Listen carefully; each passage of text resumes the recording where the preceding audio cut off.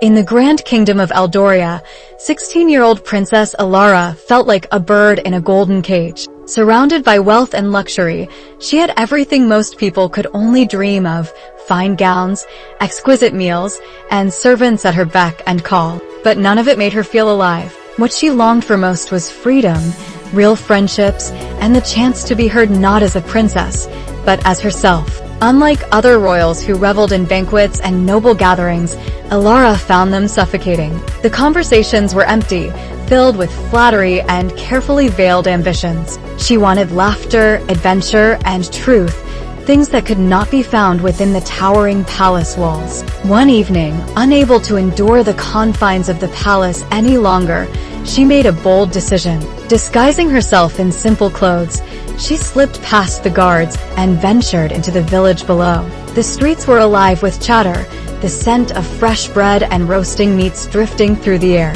The people of Eldoria, so distant from her world, bustled about their daily lives, each with a story of their own. It was there she met three teenagers: Liam, Mira, and Toby. Liam, a boy with a mind as sharp as any scholar's, dreamed of studying books he could never afford. Mira, a talented artist, was told that painting was not a future for a girl. And Toby, a gifted musician, longed to play his melodies freely, but his father demanded he take up the family trade of blacksmithing. Their struggles were foreign to ELARA, yet their determination struck a chord deep within her.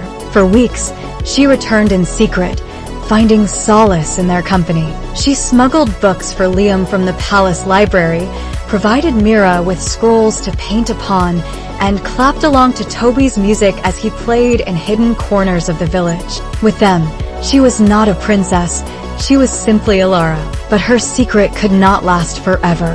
When the king and queen discovered her escapades, they were furious. "You are royalty," her father thundered. "You must not mingle with commoners." ELARA stood her ground. "How can I rule a people I do not know? How can I be a good queen if I do not understand the lives they lead?" Her mother's voice was softer, but no less firm. "ELARA, a ruler must maintain distance. Attachments make a leader weak." She wanted to argue, but she knew it was futile. From that day forward, the gates of the palace were closed to her, and her window became her only connection to the world outside. She watched as her friends struggled to chase their dreams, while she remained trapped in a life of luxury that felt more like a prison. Then, disaster struck. A terrible storm swept through Eldoria, flooding the village. Homes were destroyed, food supplies were lost, and the people, her people, were left to fend for themselves. ELARA could not stand idly by. Rushing to her parents, she pleaded, "We must help them." The king hesitated. "They are strong. They will rebuild." ELARA's heart ached at his indifference. "Father, Liam has no home to return to. Myra's paintings are gone. Toby lost his flute, his very voice. We cannot simply watch them suffer." Her mother's expression was gentle but firm. "We must consider the kingdom's resources." ELARA clenched her fists. What is a kingdom without its people? If we do not stand with them now, why should they stand with us later?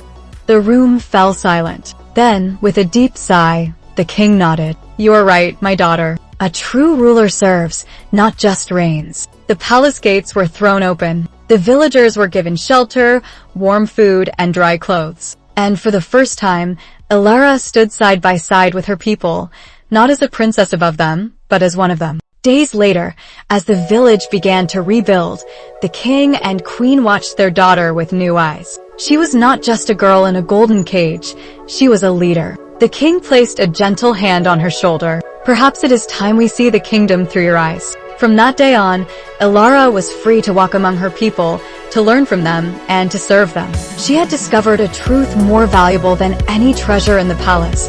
Leadership was not about distance, it was about connection. And real change only came when one had the courage to challenge what was wrong, even when it was difficult. Thus, the young princess embarked on a new journey, not as a caged bird, but as a voice for her people. And Eldoria would never be the same again.